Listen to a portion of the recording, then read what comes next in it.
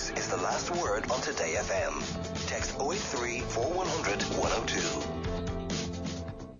We're joined by Tony Heffernan. Tony is the father of Saoirse Heffernan, and for the last 6 months or so, Tony and his wife Mary have been raising money, $500,000 to be specific, to get Saoirse treatment for a very rare condition called Batten's disease.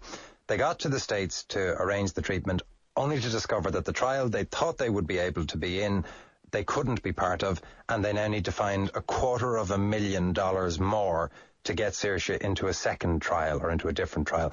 Tony, Saoirse was diagnosed with Batten's disease at what age? My kids, Saoirse started getting the symptoms when she was 3.5. She started with an epileptic seizure, so it moved from there then. And am I right in saying that her brother has it as well? Yeah, Liam, our son, he's just gone 2 now in July. He was diagnosed in March of this year with the same disease. And what is the disease? What does it do? It's a very rare neurological disorder. And what happens is the kids are missing a protein in the brain. And without this protein, the brain doesn't operate. The cells die, and unfortunately the kid goes with it. And the symptoms are what? Is it symptomatic throughout the length of the illness? I suppose in layman's terms, the best way to say it is that it's a progressive disorder. It starts off, in our case, with seizures. Saoirse started with 1 seizure, then the frequency increased, and then it went up to 200 seizures a day, and then she started losing eyesight, motor skills, and, she became more or less fully incapacitated now. She's legally blind, and that just keeps progression until the child passes away. Did you say 200 a day? Yeah, over 200 a day, yeah. While she'd be sleeping as well as while awake? While awake, yeah. We spent 1 week last year in Kerry General Hospital where she averaged 200 a day for over a week. And Saoirse is now what age, Tony? She's 5. You're quoted in today's Examiner. There's a quote from you about this where you say, if I don't get my daughter on this trial, I'm going to bury her. Our backs are to the wall. That's facts. No one's ever survived Batten's disease. And these medical trials in the States provide the only hope of us keeping our kids. The people in the States have been very good, but it's such a rare disease, there's no funding available to fund the trials. They got some funding for the main trial, but this new trial they're offering now has no funding, so it's put back on the parents and other foundations to fund it. And how come Saoirse wasn't eligible for the first trial? Well, we thought she was. She passed the criteria in May, and it's a progressive disorder. She progressed so much. We thought physically she was fine, but when she got over to the States and they carried out full testing, neurological and physical, her scores didn't add up. And it's very strict. I mean, the first trial is has got federal support for some funding. So the rules are very, very strict, and she didn't make it. And how aware is Saoirse of her own condition, Tony? She's aware of it. Obviously, she's gone from running around in January this year. She was running around in Euro Disney and eating McDonald's like any other 4-year-old, to now where she's tube-fed and can't walk on her own or can't see anymore. But she's a very accepting. Mary, my wife, gets a lot of credit. She keeps the house as happy as possible, and we just try and work around Batten's disease. But for you, you're not just working around it with Saoirse. Presumably you're looking at Liam, and you must know that the progression that you've seen with Saoirse, unless there's some intervention, Liam is going to follow. Oh, yeah. Well, we know that for a fact. Actually, Liam's far more severe than Saoirse in clinical terms. It's just that his age is on his side. The onset is normally between the age of 2 and 4 for late infantile.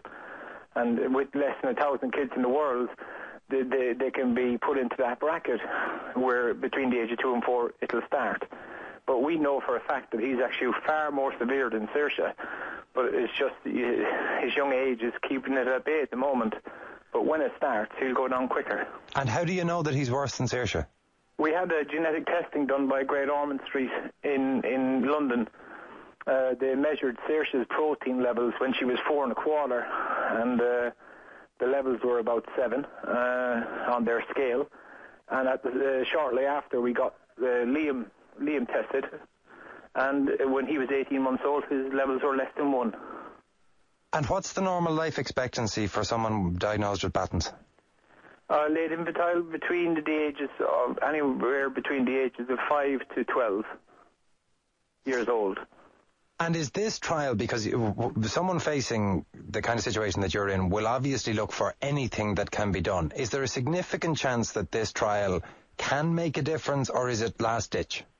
No, it's not just last ditch. This is like the progression of medicine. They've done all the trials on rodents and rabbits and dogs and monkeys, and they'd done their first human trial a few years ago, and they've progressed to a new level now, a second human trial.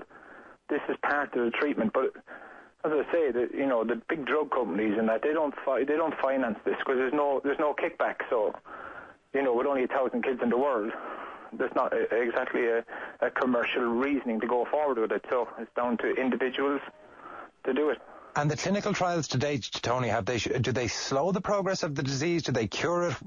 What's the results that they're getting? Well, the first clinical trial I can speak of, which is not as advanced as the second one, the first one actually slowed it quite a bit. I know one lady in London who had 2 kids. One child went in the trial, the other one didn't. They were twins. The daughter is alive. The child passed about 2 years ago. Speaking to the mother of the first child who went on this second trial in August 24th, they're from the States. I've got a good enough network. And she's telling me he's doing things that he was doing 18 months ago. He's increased his activity and his focus. He's really his quality of life has really improved. And the hope is that this will stop Batten's in this track and may even reverse a few symptoms, like is the case with Nicholas. From your perspective, Tony, and from your wife Mary's perspective, can any semblance of normal life go on for you guys while Liam and Saoirse have this diagnosis? Absolutely no. I mean, I've had to give up my career. I was in Merchant Navy for 20 years. I've had to give up that because Saoirse needs 24-hour care. One person can't do it, and we have 2 kids. But we try and make things as normal as possible. We don't create a fuss about our kids other than to try and hold on to them.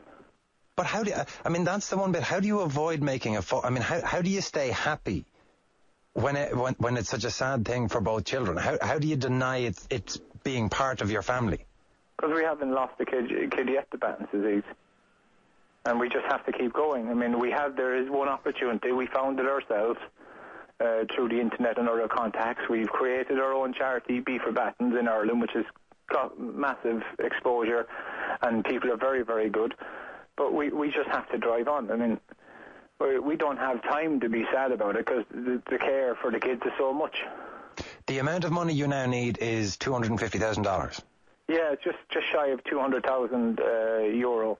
We done very well. We raised $500,000 in 5-6 months, but it's just not enough. I mean, this new second parallel trial is completely without funding, so our foundation has to play its part in funding the participation, and Saoirse is the first candidate to meet the criteria, and I spoke to the head clinician this morning, and they're trying to just get Saoirse in as quickly as possible, but without funds, nothing happens. And I mean, just for anybody who's listening to this, I'm right in saying, Tony, that the 250,000 for Saoirse could be life and death? It is life and death. It's absolutely life and death. If Saoirse doesn't go on this trial, I'm going to be another statistic of a parent who's lost a child to Batten's disease. And my daughter is going to pass on. I don't want that for her. I don't want to do it again with my son. It's the same thing. If Liam doesn't get on this trial, he's going to join that statistic as well. If people do want to contribute to the fundraising, Tony, where do they go? What's the address? We have a website, www.beforbattens.org. That's BEEFORBATTENS.org. We have accounts in Allied Irish banks which people can lodge to from any AIB bank. All the details are on the website, or if people want to post checks, they can post them to Be for Battens, Castlemaine, County Kerry. So that address, the website address is BEEFORBattens, BATTENS.org, or Be for Battens at, did you say, Castlemaine, County Kerry? Yeah, that will get to us. Tony, thank you very much for coming on the show. That's Tony Heffernan. And best to Saoirse and Mary and to Liam. Back after this break.